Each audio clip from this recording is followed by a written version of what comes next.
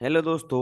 तो जैसे कि हम पिछले वीडियो में आप लोगों को बताए थे कि हम सेफ्टी अफसर के जॉब के लिए या फिर इंटरव्यू के लिए जो भी क्वेश्चन पूछे जाते थे या फिर जो भी क्वेश्चन पूछे जाते हैं उसके लिए जो है जो भी इम्पोर्टेंट क्वेश्चन था वो आप लोगों के बीच लेके आने वाले थे, जिसका फर्स्ट पार्ट ऑलरेडी आप लोगों के बीच आ गया है, जिसमें हम 10 क्वेश्चन आपको बताए हुए हैं।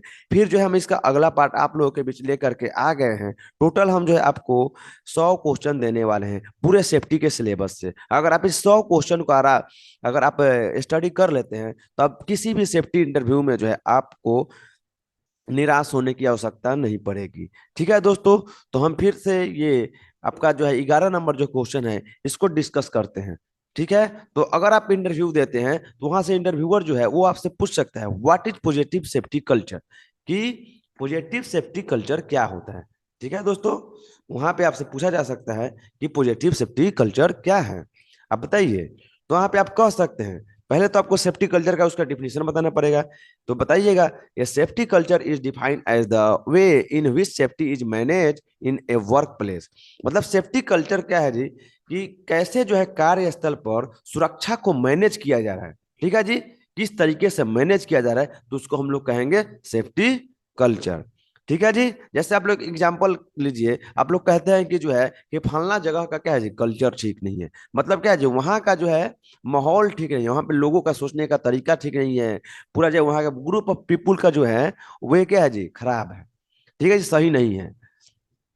तो ए पॉजिटिव सेफ्टी कल्चर इंक्लूड, अब देखिए पॉजिटिव सेफ्टी कल्चर में क्या क्या शामिल होता है, क्या क्या जो है ऐसा गुण रहेगा, तो हम लोग कहेंगे कि वहाँ का जो है कल्चर है वो पॉजिटिव सेफ्टी कल्चर है। जैसे कि वहाँ का मैनेजमेंट कमिटमेंट, जो भी वहाँ का मैनेजमेंट सिस्टम है वो जो कमिटमेंट कर रहा है वो उस पर खरा उतर रहा है, उसको फुलफिल कर रहा है, तो हम लोग कहेंगे वो क्या है जी, पॉजिटिव सेफ्टी कल्चर है उस कंपनी में। फिर सेफ्टी रूल्स एंड प्रोसीजर, अगर जो है उस कंपनी में जो भी सेफ्टी रूल्स दिए गए हैं, जो भी प्रोसीजर दिए गए हैं, जो भी तौर तरीका दिए गए हैं, उसको क्या किया जा रहा है जी, उसको मैनेज किया जा रहा है।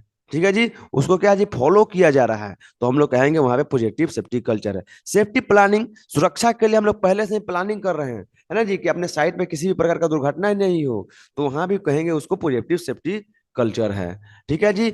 आउटरीच ट्रेनिंग, अगर जो आपने कार्यस्थल पे पहले से ही ट्रेनिंग दे दिया जा रहा है वर्कर लोगों को, ठीक है जी, हमेशा ट्रेनिंग का सिलसिला ये चलता रहता है, तो वहां पे हम लोग कहेंगे पॉजिटिव सेफ्टी कल्चर है। आगे जो है वर्क प्लेस एनालिसिस, अगर जो है कार्यस्थल पे जो है कार्यस्थल का एनालिसिस किया जा रहा है, हमेशा जो है विश्लेषण किया जा रहा है, ऐसा सिलसिला चलते रहता है, तो हम लोग कहेंगे वहां पे पॉजिटिव सेफ्टी कल्चर है। हैजार्ड एंड प्रिवेंशन कंट्रोल, कार्यस्थल पर जो भी खतरा है उसका जो है कंट्रोल लिया जा रहा है, उसको बचाव का तरीका ढूंढा जा रहा है, तो भी हम लोग कहेंगे वहां पे पॉजिटिव सेफ्टी कल्चर है। ठीक है दोस्तों। अगला जो है इम्प्लॉय पार्टिसिपेशन, अब वहां पे जो भी एक्टिविटी किया जा रहा है, जो भी सेफ्टी मीटिंग किया जा रहा है, सेफ्टी प्लानिंग किया जा रहा है, सेफ्टी एनालिसिस किया जा रहा है, और वहां पे इम्प्लॉय को उसमें शामिल किया जा रहा है, ठीक है जी, तो इसको भी हम लोग कहेंगे पॉजिटिव सेफ्टी कल्चर। वहां पे एम्प्लॉय को क्यों शामिल किया जाएगा जी, क्योंकि जो कार्य जो करते हैं वो एम्प्लॉय करते हैं। ठीक है दोस्तों। तो मैनेजमेंट से अच्छा उस एम्प्लॉय को, जो वर्कर है उन लोगों को जो है अच्छा तरीका मालूम होता है, और उसके अंदर जो है अगर हम उससे कुछ जो है उनका सलाह लेते हैं तो उनके अनुसार एक जो है कि मोटिवेशन भी आता है। ठीक है दोस्तों। और जो भी जो है उसका मोराल बढ़ता है। तो इस तरीके का जो है अगर कहीं माहौल मिलता है तो हमको वहां पे हम लोग वहां पे कहेंगे पॉजिटिव सेफ्टी कल्चर है। अगर ये सब चीजें क्या है जी, वहां पे अगर नकारा जा रहा है, ये सब चीजों को फॉलो नहीं किया जा रहा है, तो वैसे कंडीशन को हम लोग कह सकते हैं कि वहां निगेटिव सेफ्टी कल्चर है। ठीक है दोस्तों। तो पॉजिटिव मतलब ये सब जितने जो है सातों टर्म है उस साइट पे आपको देखने को मिलेगा। ठीक है जी। जैसे यहाँ पे पिक्चर में देख रहे हैं सब लोग मिलकर के एक साथ काम कर रहे हैं, है ना जी, सब लोग का फेस स्माइल ही है, मतलब वहाँ का जो कल्चर क्या है जी, सकारात्मक है, वहाँ पे पॉजिटिव सेफ्टी कल्चर है। और जहाँ पे पॉजिटिव सेफ्टी कल्चर होता है वहाँ पे दुर्घटना बहुत कम होता है, उस कंपनी का जो है बेनिफिट ज्यादा होता है, उसका जो है क्या है जी, क्योंकि पॉजिटिव सेफ्टी कल्चर रहता है तो वर्कर का मोराल जो है वो ऑटोमेटिक इंक्रीज रहता है, इंक्रीज होते रहता है, तो जो है वहाँ पे क्या है जी, उस इंडस्ट्री का काफी बेनिफिट होता है। फिर जो अगला जो आपसे क्वेश्चन होगा वो पूछा जा सकता है what is active and reactive monitoring. ये जो है मॉनिटरिंग का मतलब आप लोग तो समझते ही हैं। ठीक है जी। तो ये एक्टिंग और रिएक्टिंग मॉनिटरिंग क्या होता है, तो कहने का मतलब है कि हम लोग एक्टिव मॉनिटरिंग के बारे में पहले जानेंगे। तो दोस्तों देखिए एक्टिव मॉनिटरिंग का डिफिनेशन क्या होता है। Active monitoring is about checking to ensure that standard are meet and that the work place in is fact safe और health risk before any untoward event takes place. Safety monitoring क्या है जी? तो safety monitoring का मतलब होता है कार्यस्थल पे दुर्घटना के पहले ही, ठीक है जी, अपने जो भी हम लोग स्टैंडर्ड को सेट किए हैं, जो भी मानक को सेट किए हैं, उसका जांच करना, उसका निरीक्षण करना कि जो भी हम लोग मानक सेट किए हैं, जो भी हम लोग स्टैंडर्ड सेट किए हैं, उसको फॉलो किया जा रहा है कि नहीं किया जा रहा है। वो जो है, जो हम लोग स्टैंडर्ड सेट किए हैं, उस स्थिति में हमारा सेफ्टी चल रहा है कि नहीं चल रहा है। ठीक है जी, ताकि जो है भविष्य में होने वाले दुर्घटना को रोका जा सके। तो हम लोग इसको आसान भाषा में कह सकते हैं कि एक्टिव मॉनिटरिंग क्या है जी? तो दुर्घटना के पहले जो भी हम लोग मॉनिटरिंग करते हैं, दुर्घटना होने से पहले हम लोग जो भी मॉनिटरिंग करते हैं ताकि दुर्घटना ना हो, तो वैसे मॉनिटरिंग को हम लोग कहेंगे एक्टिव मॉनिटरिंग। मतलब सक्रिय, एक्टिव का मतलब क्या होता है? सक्रिय। तो सक्रिय क्या है जी? हम पहले से सक्रिय रहेंगे तो दुर्घटना नहीं होगा। तो पहले से हम लोग अगर तैयारी कर लिए हैं, तैयारी कर रहे हैं, तैयारी उसको जांच कर ले रहे हैं अपने साइट को, तो उसको हम लोग कहेंगे एक्टिव मॉनिटरिंग। आगे जो होता है वो रिएक्टिव मॉनिटरिंग होता है। तो रिएक्टिव मॉनिटरिंग क्या होता है जी? तो reactive monitoring is about measuring safety performance by reference to accident, incident and ill health that have already occurred। Reactive monitoring का मतलब होता है कि कार्यस्थल पर जो भी एक्सीडेंट हुआ है, जो भी इंसिडेंट हुआ है, जो भी नियर मिसेज हुआ है, उसके रेफरेंस से अपने कार्यस्थल का अगर हम मॉनिटरिंग करते हैं, जांच करते हैं, निरीक्षण करते हैं, ठीक है जी, और हम लोग ये जानने की कोशिश करते हैं कि उस एक्सीडेंट, उस नियर मिस, उस इंसिडेंट के पीछे क्या रीजन था, ताकि भविष्य में जो है ऐसा जो है कि कोई दुर्घटना ना हो, उसको हम लोग रोक सकें। तो उसको हम लोग कहेंगे रिएक्टिव मॉनिटरिंग। ठीक है जी। रिएक्टिव मॉनिटरिंग का मतलब क्या हो जी आसान भाषा में? कि वैसा मॉनिटरिंग जो दुर्घटना होने के बाद किया जाए और उसका जो है क्या जी, कारण जानने का कोशिश किया जाए। ठीक है जी, तो उसको हम लोग कहेंगे रिएक्टिव मॉनिटरिंग। देखिए यहाँ पे डिफिनेशन में भी कह रहा है ऑलरेडी ऑकर, मतलब वैसा मॉनिटरिंग जो दुर्घटना हो जाने के बाद, जो ऑलरेडी दुर्घटना हो गया है, उसके बाद अगर मॉनिटरिंग हम लोग कुछ कर रहे हैं, तो उसको हम लोग क्या कहेंगे जी? यहाँ पे कह रहा है ऑलरेडी ऑकर, तो उसको हम लोग क्या कहेंगे जी? Reactive monitoring. ठीक है दोस्तों, आगे हम लोग चलेंगे। आगे हम लोग चलेंगे, जो अगला क्वेश्चन है वो आपसे पूछा जा सकता है, व्हाट इज नियर मिस। अब ये नियर मिस तो बहुत आसान क्वेश्चन है, लेकिन पूछा जाएगा कहे के लिए तो आपको कंफ्यूज किया जा सके। ठीक है दोस्तों, तो नियर मिस क्या होता है जी? तो आप लोगों को पता भी होगा, फिर से हम बता देते हैं। A near miss is an unplanned event that not causing harm. Near miss क्या है जी? एक प्रकार का क्या है जी? एक अनप्लान इवेंट है, मतलब एक अनियोजित घटना है। नियर मिस क्या है जी? एक अनियोजित घटना है जिसके परिणाम स्वरूप कोई नुकसान नहीं पहुंचता है, कोई क्षति नहीं पहुंच सकता है। ठीक है दोस्तों, लेकिन यहाँ पे कह रहा है but has the potential to cause injury और लॉस। लेकिन इसमें इतना क्षमता हो सकता है कि इसमें जो है, जो नियर मिस में जो है, इतना क्षमता होता है कि जो है क्या करे जी, ये आपको नुकसान पहुंचा सके, ये आपको क्षति पहुंचा सके, ये आपको हानि पहुंचा सकते। ठीक है जी, तो कहने का मतलब हुआ है कि नियर मिस एक ऐसा घटना है जिसके परिणाम स्वरूप किसी भी प्रकार का कोई क्षति नहीं होता है, लेकिन उसमें इतना क्षमता होता है कि वो नुकसान पहुंचा सकता है। जैसे हम लोग एग्जाम्पल के तौर पर देखेंगे, ये पिक्चर से समझेंगे। देख रहे हैं जी, ये व्यक्ति क्या कर रहा है जी? ऊपर जो है यहाँ पे पहले देखिए, ये फैला जो मटेरियल इस पर लोड किया हुआ है। ठीक है जी, लोड करके छोड़ दिया गया है, तो ये कंडीशन है, कॉन्सेप्ट करने पहले से ही माहौल बनाया गया है।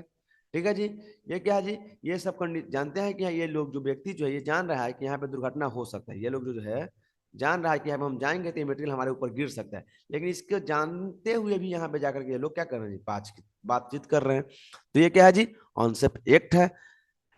ठीक है जी, और ये देखिए, ये लोग बातचीत कर रहे हैं, उसके बाद ये मटेरियल जो है फॉल किया, नीचे गिरा, लेकिन इन लोगों को किसी भी प्रकार का कोई नुकसान नहीं हुआ।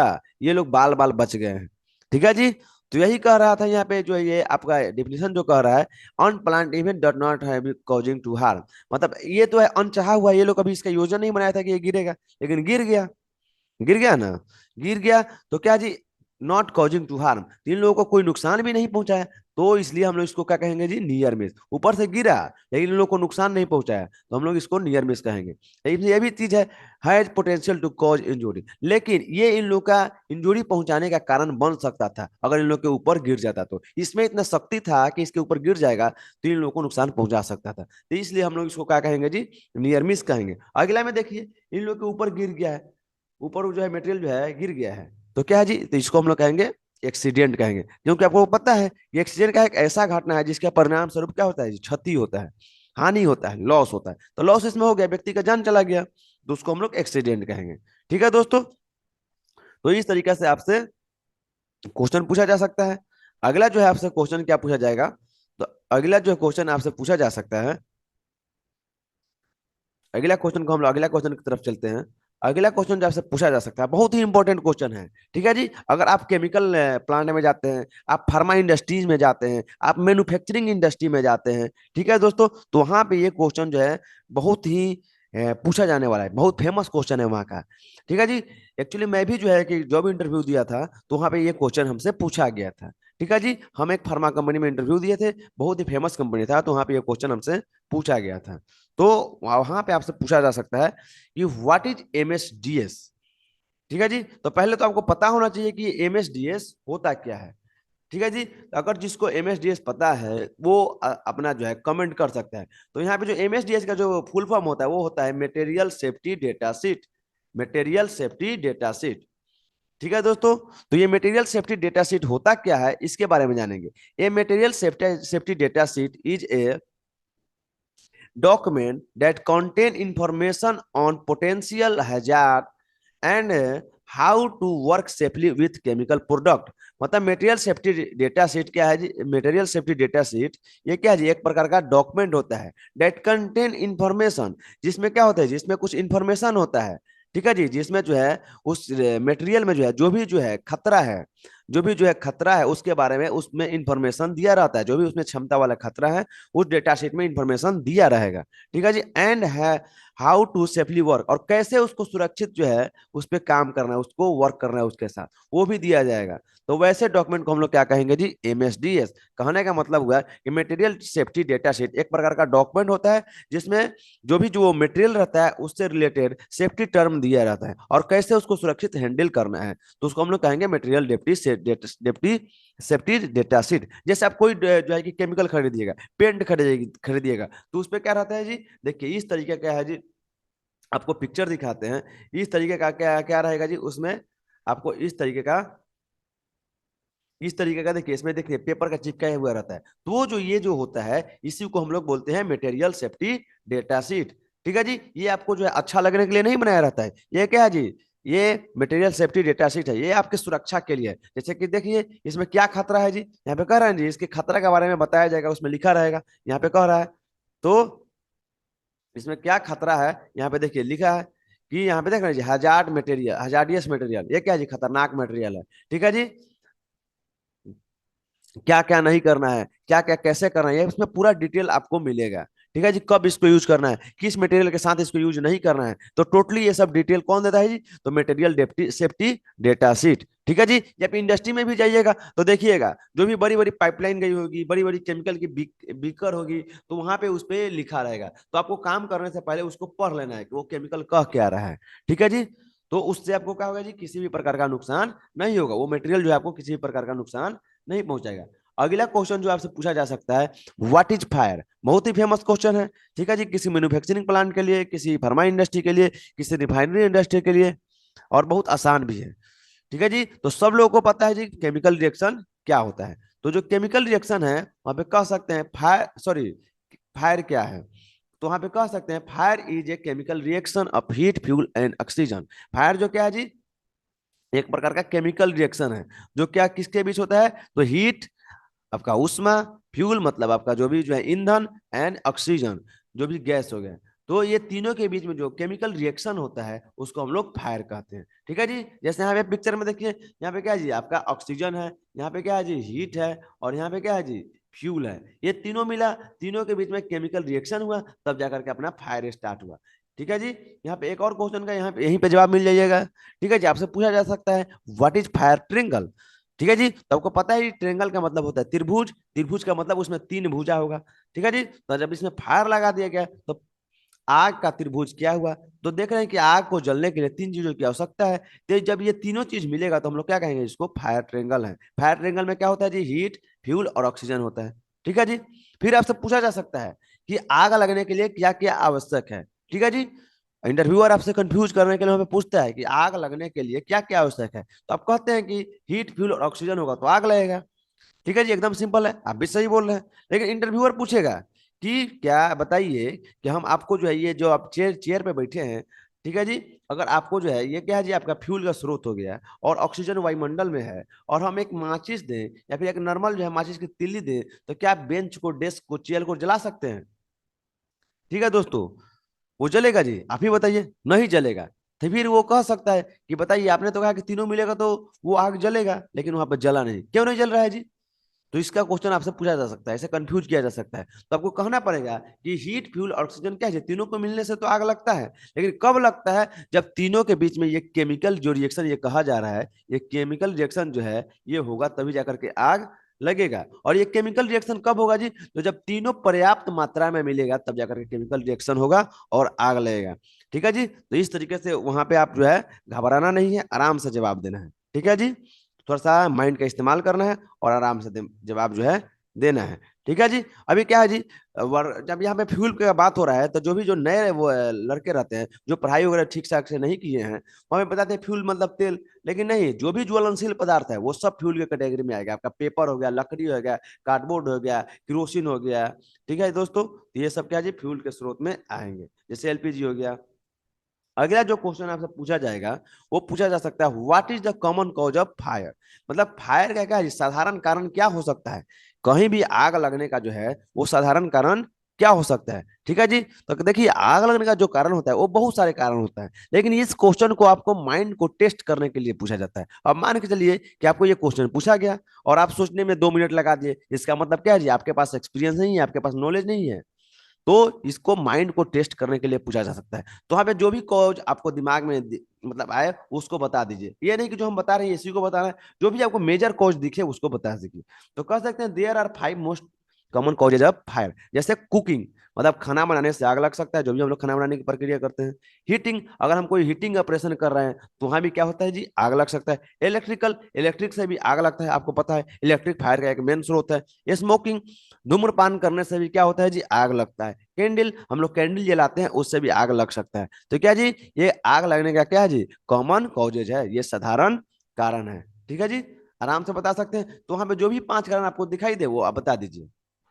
अगला जो क्वेश्चन है वो पूछा जा सकता है, what are the precaution of fire safety? मतलब फायर सेफ्टी के लिए आप क्या प्रिकॉशन लीजिएगा? अगर आग से बचने के लिए है, आप क्या प्रिकॉशन लीजिएगा, कैसे बचिएगा, क्या जो है पहले से जो है प्लानिंग करके रखिएगा, ताकि जो है फायर इमरजेंसी के समय आसानी से बचा जा सके।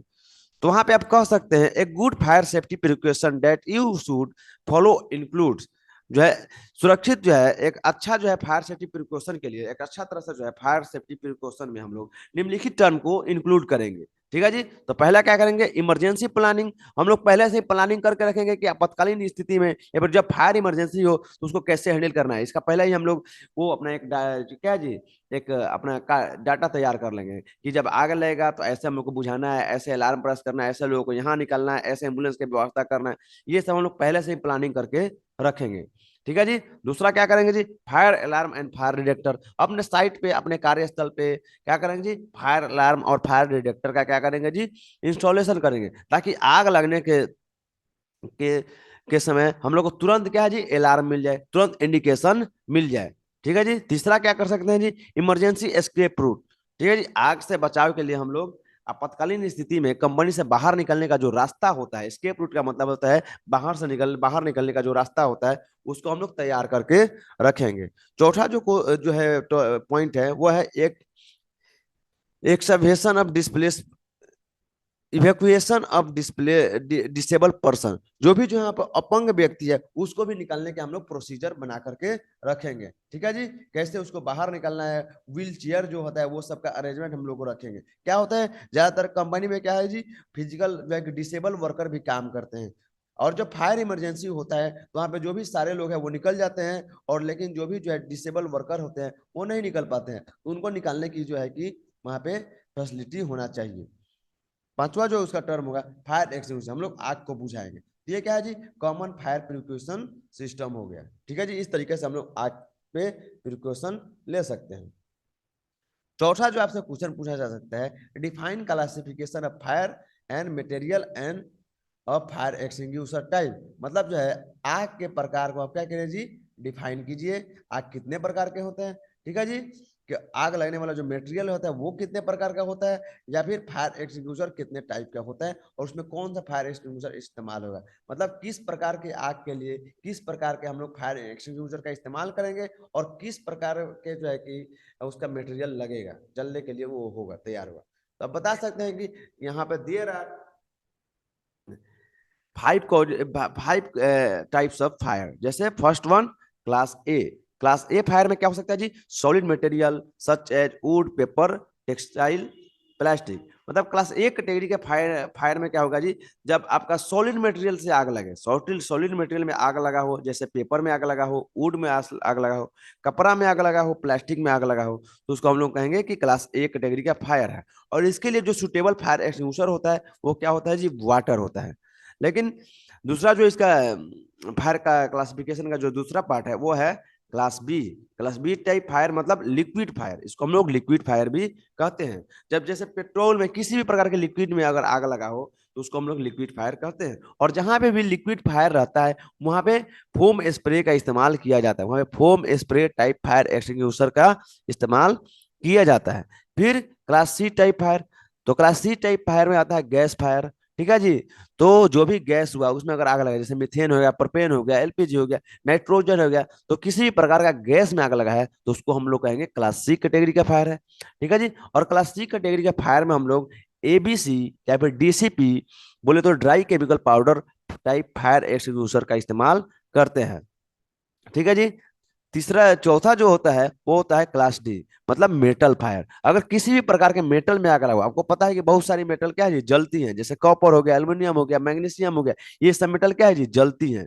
तो अगर मेटल में आग लगा हो तो उसको हम लोग कहेंगे क्लास डी कैटेगरी का फायर है। और इसके लिए जो है हम लोग carbon dioxide type fire extinguisher का इस्तेमाल करेंगे। फिर अगला जो है, जो इसका पांचवा जो टाइप्स है वो क्लास के, मतलब किचन फायर। अगर किसी भी प्रकार के किचन वायल में, किचन फैट में, मटेरियल में अगर आग लगा हो तो उसको हम लोग बोलेंगे किचन फायर। जैसे सरसों तेल हो गया, ठीक है जी, कुकिंग ऑयल हो गया, रिफाइन हो गया, ठीक है, ये सब क्या है जी, किचन फायर है।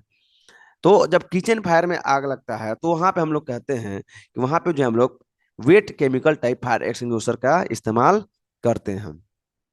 ठीक है दोस्तों, तो ये आपको आप लोगों ने पढ़ा भी होगा और ये काफी आसान टॉपिक है, तो इसको आप जवाब दे सकते हैं कि क्लास जो है कि फायर का क्लास क्या है जी, 5 क्लास के होते हैं।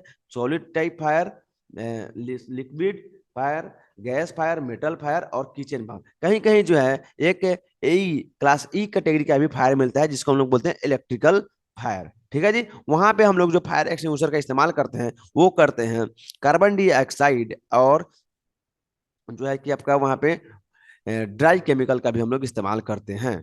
ठीक है दोस्तों। फिर अगला जो है आपका क्वेश्चन जो पूछा जा सकता है वो पूछा जा सकता है, व्हाट इज फायर फाइटिंग। अब सब लोगों को फायर पता रहता है लेकिन बहुत सारे जो स्टूडेंट होते हैं वो फायर फाइटिंग पूछने में वो क्या हो जी, थोड़ा सा कंफ्यूज हो जा सकते हैं। ठीक है जी। तो फायर फाइटिंग का मतलब क्या होता है, आग से लड़ना। तो लड़ने का मतलब क्या हुआ जी, वहां पे आप जवाब दे सकते हैं, fire fighting is a process of extinguishing fire. Fire fighting क्या है जी, एक प्रकार का प्रक्रिया है। क्या चीज का प्रक्रिया जी, तो आग की बुझाने की प्रक्रिया है।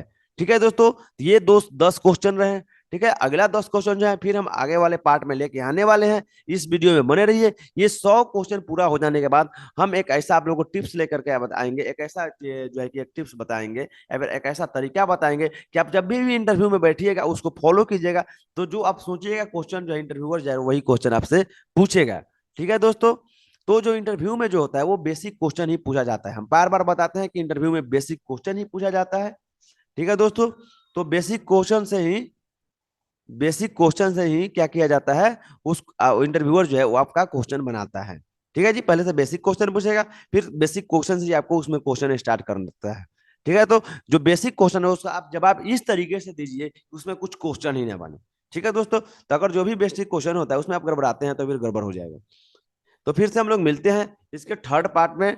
ठीक है दोस्तों, तो चलिए।